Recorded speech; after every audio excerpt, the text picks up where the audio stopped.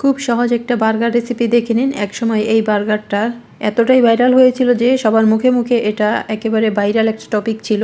প্রথমে বার্গারের পেটি বানিয়ে নিতে হবে, আর বার্গারের পেটি কি দিয়ে বানিয়েছি সেটা আমি পরে বলে দেব, দেখিয়ে দেব। তো প্রথমে আমি ব্লেন্ডারে মিহি করে নিয়েছি।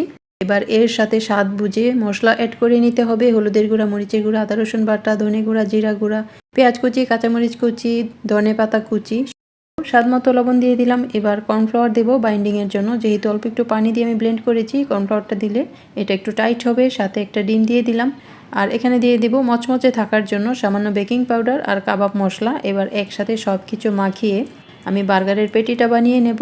বনরুটিটা যতটুকু বড় হবে আপনার পেটিটাও ঠিক ততটুকু বড় করে তারপর গরম তেলে দিয়ে দিবেন। কিছুটা সময় নিয়ে ভাজবেন, দুই পিঠ একেবারে মচমচে হবে। আর মাংস ছাড়া এই বার্গারটা মনে হবে যেন একেবারে মাংস দিয়ে বানানো, এতটাই টেস্ট হয়।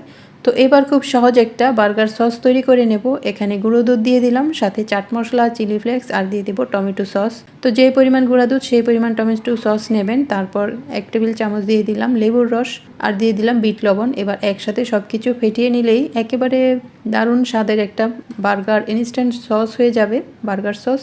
তো পেটিটাও এর মধ্যে মচমচে করে ভাজা হয়ে গেছে। এবার একটা বনরুটি নিয়ে মাঝখান থেকে কেটে নেব।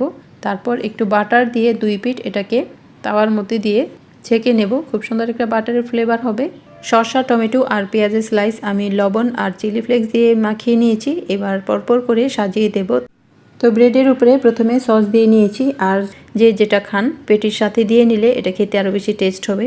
এবার পেটিটা দিয়ে দেব, আর এই বার্গারের পেটিটা বানিয়ে খেয়ে দেখবেন, এটা একেবারে মুচমুচে হয় আর মনে হবে যেন একদম মাংস দিয়ে বানানো। তো এটা কি দিয়ে বানিয়েছি সেটা আমি এখনই বলে দেব। তো বাকি যেই পাউরুটির স্লাইসটা ছিল বনরুটি, সেটার মধ্যেও আমি সস লাগিয়ে নেব, আর পেটিটার মধ্যেও একটু সস দিয়ে নেব। এই সসটা কিন্তু একেবারে মনেই হবে না যে এটা মেয়োনেজ ছাড়া বা বার্গার সস ছাড়া বানানো। হুটহাট যদি বার্গার খেতে মন চায় তাহলে ইনস্ট্যান্ট এই সসটা বানিয়ে দেখবেন। মেয়োনেজ ছাড়াই এই সসটা একেবারে দোকানের বার্গারের সসের মতোই লাগবে। একেবারে সহজ, খুবই মুখরোচক একটা বার্গার হয়ে গেল। তো আমি মাঝখান থেকে কেটে দেখাচ্ছি। এই দেখুন কতটা লোভনীয় হয়েছে।